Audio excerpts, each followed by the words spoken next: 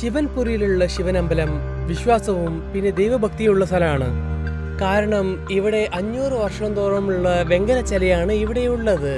ഭക്തജനങ്ങളൊക്കെ ഇദ്ദേഹത്തിനെ കാണാൻ വേണ്ടി കുറെ ദൂരത്തുനിന്ന് വരുമായിരുന്നു. പക്ഷെ ഇവിടെ ഒരു പ്രേതത്തിന്റെ വിവാദമാണ് പോയിക്കൊണ്ടിരിക്കുന്നത്. ഗ്രാമദേവാലയത്തിൽ ഒരു പ്രേതം പന്തലിട്ടിട്ടാണ് ഉണ്ണാവ്രതത്തോടെ ഇരിക്കുകയായിരുന്നു. പിന്നെ ആ പ്രേതം എല്ലാവർക്കും എന്തോ ഒരു കാര്യം പറഞ്ഞുകൊണ്ടിരുന്നു. ഗ്രാമത്തിലെ ജനങ്ങളെ, ഞാൻ ചമ്പാ പ്രേതം ഈ ഗ്രാമത്തിൽ ഉണ്ണാവൃതം ഇരിക്കുകയാണ്. എനിക്ക് ചില ആവശ്യങ്ങളുണ്ട്. അത് നിങ്ങളെ കൊണ്ട് നിറവേറ്റാൻ പറ്റും. എന്നെ കണ്ട് പേടിക്കേണ്ട ആവശ്യമില്ല. ഞാൻ ആർക്കും ഒരു ശല്യവും ചെയ്യില്ല. എന്റെ ഈ പ്രശ്നത്തിനൊരു പരിഹാരം ലഭിക്കുന്നത് വരെ എന്റെ ഈ ഉണ്ണാവൃതം ഞാൻ ഒരിക്കലും നിർത്തില്ല. ഗ്രാമത്തിലുള്ള ജനങ്ങളൊക്കെ പ്രേതം പറഞ്ഞത് കേട്ട് റാം സേവകനെ കാണാൻ വേണ്ടി പോയി. അവരുടെ അടുത്ത് ആലോചിച്ചതിന് ശേഷം പ്രേതത്തിനെ അവരെല്ലാരും കാണാൻ പോയി.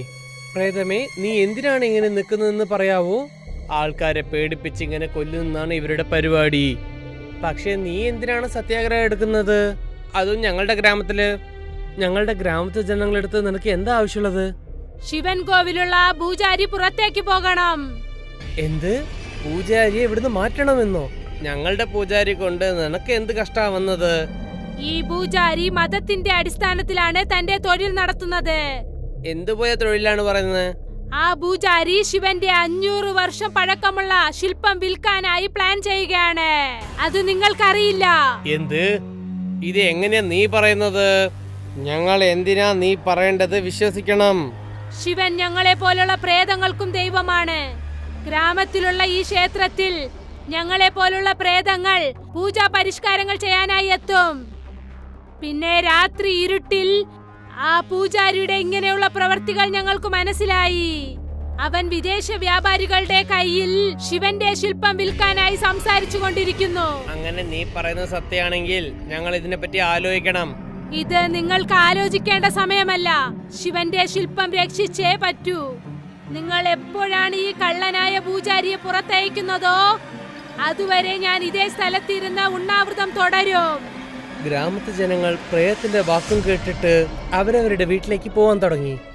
പക്ഷെ പ്രേതം പറയുന്നത് അവരെ ആലോചിക്കാൻ തുടങ്ങി. അടുത്ത ദിവസം തന്നെ റാം സേവക് തന്റെ ജനങ്ങളുടെ കൂടെ ശിവൻ അമ്പലത്തിലെ പൂജാരിയെ കാണാൻ പോയി. പിന്നെ അതിന്റെ കാര്യങ്ങളെ പറ്റി സംസാരിക്കാൻ തുടങ്ങി. ചേട്ടാ, നിങ്ങൾ ആ പ്രേതം പറയുന്നത് കേട്ടിട്ടാണോ എന്റെ അടുത്ത് ചോദിക്കുന്നത്? ഞങ്ങൾ സംശയത്തോടെ ചോദിക്കുകയല്ല, ആ പ്രേതം പറഞ്ഞ കാര്യം നിങ്ങളുടെ അടുത്ത് പറയുകയാണ്. അതേ പൂജാരി, ആ പ്രേതം ഗ്രാമത്തില് സത്യാഗ്രഹം ചെയ്യുകയാണ്. പിന്നെ അത് നിങ്ങളെ വലിയ കുറ്റമാണെന്ന് പറയുന്നുണ്ട്. അതുകൊണ്ട് നിങ്ങൾ ആ പ്രേതത്തിനോട് സംസാരിക്കുന്നത് വലിയ കാര്യമാണ്. ഈ പ്രേതം ഭൂതം ഒക്കെ എല്ലാം കള്ളത്തരം പറയുകയാണ്. ഈ പ്രേതം പറഞ്ഞ കാര്യങ്ങളൊക്കെ എല്ലാം കള്ളമാണ്. ഇതിനെന്താ നിങ്ങൾ ഗ്രാമത്തെ വിട്ട് വരട്ടാത്തത്? ഈ ഗ്രാമത്തിലുള്ള ജനങ്ങളൊക്കെ എങ്ങനെ പ്രേതത്തിനെ വരട്ടാൻ പറ്റും?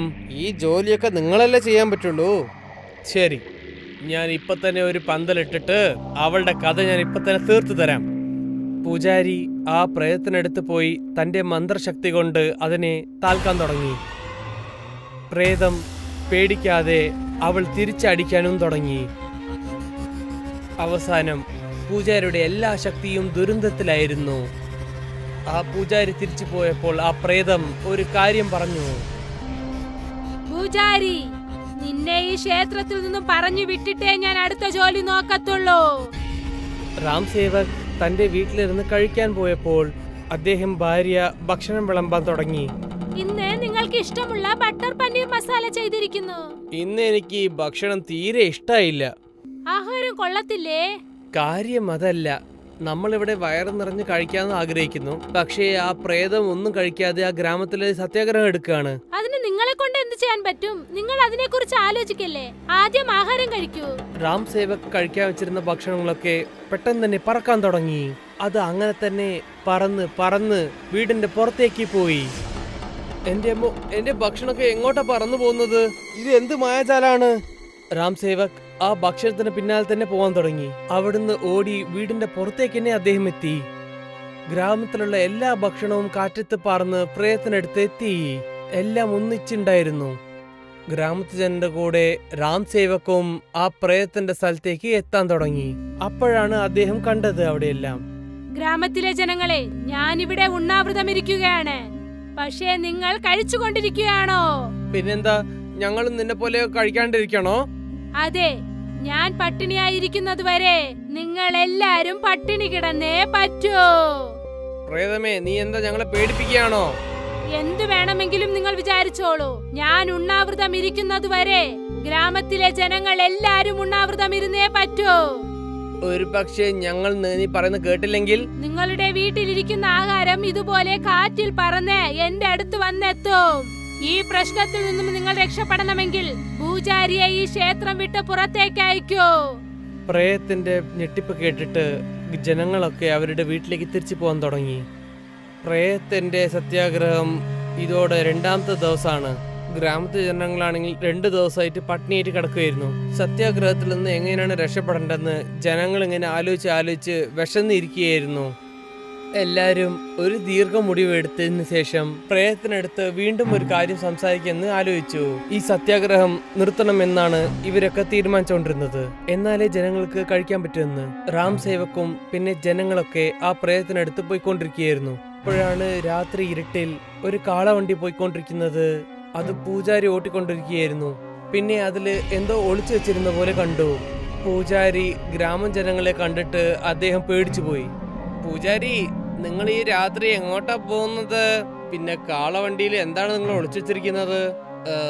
ഒന്നുമില്ല, അത് വീട്ടിലുള്ള സാധനങ്ങളാണ്. പക്ഷേ നിങ്ങൾ എന്തിനാ പേടിച്ചിരിക്കുന്നത്? അയ്യോ, ഇത് നിങ്ങൾ കണ്ടില്ലേ? കാളവണ്ടിന്റെ ഉള്ളിൽ ശിവന്റെ ശില. ഇത് ആ ശിവന്റെ ശിലയല്ലേ? നിങ്ങൾ ആ അമ്പലത്തിലെ ശില എടുത്തിട്ട് എങ്ങോട്ടാ പോകുന്നത്? പൂജാരി ആ കാളവണ്ടിയിൽ നിന്ന് ഇരുന്ന് ഓടാൻ തുടങ്ങി.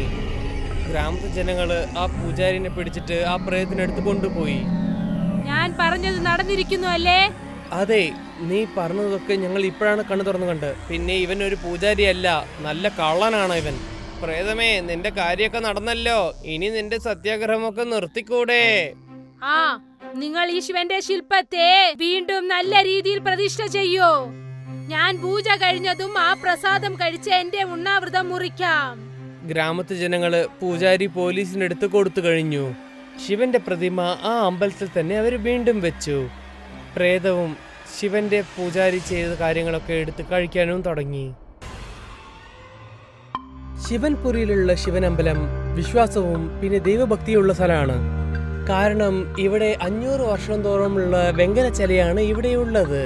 ഭക്തജനങ്ങളൊക്കെ ഇദ്ദേഹത്തിനെ കാണാൻ വേണ്ടി കുറെ ദൂരത്തുനിന്ന് വരുമായിരുന്നു. പക്ഷെ ഇവിടെ ഒരു പ്രേതത്തിന്റെ വിവാദമാണ് പോയിക്കൊണ്ടിരിക്കുന്നത്. ഗ്രാമദേവാലയത്തിൽ ഒരു പ്രേതം പന്തലിട്ടിട്ടാണ് ഉണ്ണാവൃതത്തോടെ ഇരിക്കുകയായിരുന്നു. പിന്നെ ആ പ്രേതം എല്ലാവർക്കും എന്തോ ഒരു കാര്യം പറഞ്ഞുകൊണ്ടിരുന്നു.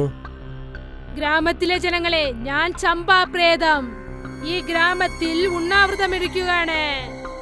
എനിക്ക് ചില ആവശ്യങ്ങളുണ്ട്. അത് നിങ്ങളെ കൊണ്ട് നിറവേറ്റാൻ പറ്റും. എന്നെ കണ്ട് പേടിക്കേണ്ട ആവശ്യമില്ല. ഞാൻ ആർക്കും ഒരു ശല്യവും ചെയ്യില്ല. എന്റെ ഈ പ്രശ്നത്തിനൊരു പരിഹാരം ലഭിക്കുന്നത് വരെ എന്റെ ഈ ഉണ്ണാവൃതം ഞാൻ ഒരിക്കലും നിർത്തില്ല. ഗ്രാമത്തിലുള്ള ജനങ്ങളൊക്കെ പ്രേതം പറഞ്ഞത് കേട്ട് റാം സേവകനെ കാണാൻ വേണ്ടി പോയി. അവരുടെ അടുത്ത് ആലോചിച്ചതിന് ശേഷം പ്രേതത്തിനെ അവരെല്ലാരും കാണാൻ പോയി. പ്രേതമേ, നീ എന്തിനാണ് ഇങ്ങനെ നിൽക്കുന്നതെന്ന് പറയാവോ? ആൾക്കാരെ പേടിപ്പിച്ച് ഇങ്ങനെ കൊല്ലുന്നതാണ് ഇവരുടെ പരിപാടി. പക്ഷെ നീ എന്തിനാണ് സത്യാഗ്രഹം എടുക്കുന്നത്? അതും ഞങ്ങളുടെ ഗ്രാമത്തില്. ഞങ്ങളുടെ ഗ്രാമത്തിലെ ജനങ്ങളെടുത്ത് നിനക്ക് എന്താ ആവശ്യമുള്ളത്? ശിവൻ കോവിലുള്ള പൂജാരി പുറത്തേക്ക് പോകണം. എന്ത്? പൂജാരിയെ ഇവിടുന്ന് മാറ്റണമെന്നോ? ഞങ്ങളുടെ പൂജാരി കൊണ്ട് നിനക്ക് എന്ത് കഷ്ടാ വന്നത്? ഈ പൂജാരി മതത്തിന്റെ അടിസ്ഥാനത്തിലാണ് തന്റെ തൊഴിൽ നടത്തുന്നത്. എന്തുപോയ തൊഴിലാണ് പറയുന്നത്? ആ പൂജാരി ശിവന്റെ 500 വർഷം പഴക്കമുള്ള ശില്പം വിൽക്കാനായി പ്ലാൻ ചെയ്യുകയാണ്. അത് നിങ്ങൾക്കറിയില്ല. എന്ത്? ഇത് എങ്ങനെയാ നീ പറയുന്നത്? ഞങ്ങൾ എന്തിനാ നീ പറയേണ്ടത് വിശ്വസിക്കണം? ശിവൻ ഞങ്ങളെ പോലുള്ള പ്രേതങ്ങൾക്കും ദൈവമാണ്. ഗ്രാമത്തിലുള്ള ഈ ക്ഷേത്രത്തിൽ ഞങ്ങളെ പോലുള്ള പ്രേതങ്ങൾ പൂജാ പരിഷ്കാരങ്ങൾ ചെയ്യാനായി എത്തും. പിന്നെ രാത്രി ഇരുട്ടിൽ ആ പൂജാരിയുടെ ഇങ്ങനെയുള്ള പ്രവർത്തികൾ ഞങ്ങൾക്ക് മനസ്സിലായി. അവൻ വിദേശ വ്യാപാരികളുടെ കയ്യിൽ ശിവന്റെ ശില്പം വിൽക്കാനായി സംസാരിച്ചു കൊണ്ടിരിക്കുന്നു. അങ്ങനെ നീ പറയുന്നത് സത്യമാണെങ്കിൽ ഞങ്ങൾ ഇതിനെപ്പറ്റി ആലോചിക്കണം. ഇത് നിങ്ങൾക്ക് ആലോചിക്കേണ്ട സമയമല്ല. ശിവന്റെ ശില്പം രക്ഷിച്ചേ പറ്റൂ. നിങ്ങൾ എപ്പോഴാണ് ഈ കള്ളനായ പൂജാരിയെ പുറത്തയക്കുന്നതോ അതുവരെ ഞാൻ ഇതേ സ്ഥലത്തിരുന്ന ഉണ്ണാവൃതം തുടരും. ഗ്രാമത്തെ ജനങ്ങൾ പ്രേതത്തിന്റെ വാക്കും കേട്ടിട്ട് അവരവരുടെ വീട്ടിലേക്ക് പോകാൻ തുടങ്ങി. പക്ഷെ പ്രേതം പറയുന്നത് അവരെ ആലോചിക്കാൻ തുടങ്ങി. അടുത്ത ദിവസം തന്നെ രാം സേവക് തന്റെ ജനങ്ങളുടെ കൂടെ ശിവൻ അമ്പലത്തിലെ പൂജാരിയെ കാണാൻ പോയി. പിന്നെ അതിന്റെ കാര്യങ്ങളെ പറ്റി സംസാരിക്കാൻ തുടങ്ങി. ചേട്ടാ, നിങ്ങൾ ആ പ്രേതം പറയുന്നത് കേട്ടിട്ടാണോ എൻ്റെ അടുത്ത് ചോദിക്കുന്നത്? ഞങ്ങൾ സംശയത്തോടെ ചോദിക്കുകയല്ല, ആ പ്രേതം പറഞ്ഞ കാര്യം നിങ്ങളുടെ അടുത്ത് പറയുകയാണ്. അതെ പൂജാരി, ആ പ്രേതം ഗ്രാമത്തില് സത്യാഗ്രഹം ചെയ്യുകയാണ്. പിന്നെ അത് നിങ്ങളെ വലിയ കുറ്റമാണെന്ന് പറയുന്നുണ്ട്. അതുകൊണ്ട് നിങ്ങൾ ആ പ്രേതത്തിനോട് സംസാരിക്കുന്നത് വലിയ കാര്യമാണ്. ഈ പ്രേതം ഭൂതം ഒക്കെ എല്ലാം കള്ളത്തരം പറയുകയാണ്. ഈ പ്രേതം പറഞ്ഞ കാര്യങ്ങളൊക്കെ എല്ലാം കള്ളമാണ്. ഇതിനെന്താ നിങ്ങൾ ഗ്രാമത്തെ വിട്ട് വരട്ടാത്തത്? ഈ ഗ്രാമത്തിലുള്ള ജനങ്ങളൊക്കെ എങ്ങനെ പ്രേതത്തിനെ വരട്ടാൻ പറ്റും? ഈ ജോലിയൊക്കെ നിങ്ങളല്ലേ ചെയ്യാൻ പറ്റുള്ളൂ. ശരി, ഞാൻ ഇപ്പൊ തന്നെ ഒരു പന്തലിട്ടിട്ട് അവളുടെ കഥ ഞാൻ ഇപ്പൊ തന്നെ തീർത്തു തരാം. പൂജാരി ആ പ്രേതത്തിനടുത്ത് പോയി തന്റെ മന്ത്രശക്തി കൊണ്ട് അതിനെ താൽക്കാൻ തുടങ്ങി. പ്രേതം പേടിക്കാതെ അവൾ തിരിച്ചടിക്കാനും തുടങ്ങി. അവസാനം പൂജാരിയുടെ എല്ലാ ശക്തിയും ദുരന്തത്തിലായിരുന്നു. ആ പൂജാരി തിരിച്ചു പോയപ്പോൾ ആ പ്രേതം ഒരു കാര്യം പറഞ്ഞു. പൂജാരി, നിന്നെ ഈ ക്ഷേത്രത്തിൽ നിന്നും പറഞ്ഞു വിട്ടിട്ടേ ഞാൻ അടുത്ത ജോലി നോക്കത്തുള്ളൂ. രാം സേവക് തന്റെ വീട്ടിലിരുന്ന് കഴിക്കാൻ പോയപ്പോൾ അദ്ദേഹം ഭാര്യ ഭക്ഷണം വിളമ്പാൻ തുടങ്ങി. ഇന്ന് നിങ്ങൾക്ക് ഇഷ്ടമുള്ള ബട്ടർ പനീർ മസാല ചെയ്തിരിക്കുന്നു. ഇന്ന് എനിക്ക് ഈ ഭക്ഷണം തീരെ ഇഷ്ടായില്ല. ആഹാരം കൊള്ളത്തില്ലേ? കാര്യം അതല്ല, നമ്മളിവിടെ വയറ് നിറഞ്ഞ് കഴിക്കാമെന്ന് ആഗ്രഹിക്കുന്നു. പക്ഷേ ആ പ്രേതം ഒന്നും കഴിക്കാതെ ആ ഗ്രാമത്തിലെ സത്യാഗ്രഹം എടുക്കുകയാണ്. അതിന് നിങ്ങളെ കൊണ്ട് എന്ത് ചെയ്യാൻ പറ്റും? നിങ്ങൾ അതിനെ കുറിച്ച് ആലോചിക്കല്ലേ. ആദ്യം ആഹാരം കഴിക്കൂ. രാം സേവക് കഴിക്കാൻ വെച്ചിരുന്ന ഭക്ഷണങ്ങളൊക്കെ പെട്ടെന്ന് തന്നെ പറക്കാൻ തുടങ്ങി. അത് അങ്ങനെ തന്നെ പറന്ന് പറന്ന് വീടിന്റെ പുറത്തേക്ക് പോയി. എന്റെ ഭക്ഷണമൊക്കെ എങ്ങോട്ടാ പറന്നു പോകുന്നത്? ഇത് എന്ത് മായാജാലാണ്? രാം സേവക് ആ ഭക്ഷണത്തിന് പിന്നാലെ തന്നെ പോകാൻ തുടങ്ങി. അവിടുന്ന് ഓടി വീടിന്റെ പുറത്തേക്ക് തന്നെ അദ്ദേഹം എത്തി. ഗ്രാമത്തിലുള്ള എല്ലാ ഭക്ഷണവും കാറ്റത്ത് പറന്ന് പ്രേതത്തിനടുത്ത് എത്തി. എല്ലാം ഒന്നിച്ചുണ്ടായിരുന്നു. ഗ്രാമത്തിലെ കൂടെ രാം സേവക്കും ആ പ്രേതത്തിന്റെ സ്ഥലത്തേക്ക് എത്താൻ തുടങ്ങി. അപ്പോഴാണ് അദ്ദേഹം കണ്ടത് അവിടെയെല്ലാം. ഗ്രാമത്തിലെ ജനങ്ങളെ, ഞാനിവിടെ ഉണ്ണാവൃതം ഇരിക്കുകയാണ്. പക്ഷേ നിങ്ങൾ കഴിച്ചുകൊണ്ടിരിക്കുകയാണോ? പിന്നെന്താ, ഞങ്ങളും നിന്നെ പോലെ കഴിക്കാണ്ടിരിക്കണോ? അതെ, ഞാൻ പട്ടിണിയായിരിക്കുന്നത് വരെ നിങ്ങൾ എല്ലാരും പട്ടിണി കിടന്നേ പറ്റൂ. പ്രേതമേ, നീ എന്താ ഞങ്ങളെ പേടിപ്പിക്കുകയാണോ? എന്തു വേണമെങ്കിലും നിങ്ങൾ വിചാരിച്ചോളൂ. ഞാൻ ഉണ്ണാവൃതം ഇരിക്കുന്നത് വരെ ഗ്രാമത്തിലെ ജനങ്ങൾ എല്ലാരും ഉണ്ണാവൃതം ഇരുന്നേ പറ്റൂ. ഒരു പക്ഷേ ഞങ്ങൾ നീ പറയുന്നത് കേട്ടില്ലെങ്കിൽ നിങ്ങളുടെ വീട്ടിലിരിക്കുന്ന ആഹാരം ഇതുപോലെ കാറ്റിൽ പറന്ന് എന്റെ അടുത്ത് വന്നെത്തും. ഈ പ്രശ്നത്തിൽ നിന്നും നിങ്ങൾ രക്ഷപ്പെടണമെങ്കിൽ പൂജാരിയെ ഈ ക്ഷേത്രം വിട്ട് പുറത്തേക്ക് അയക്കൂ.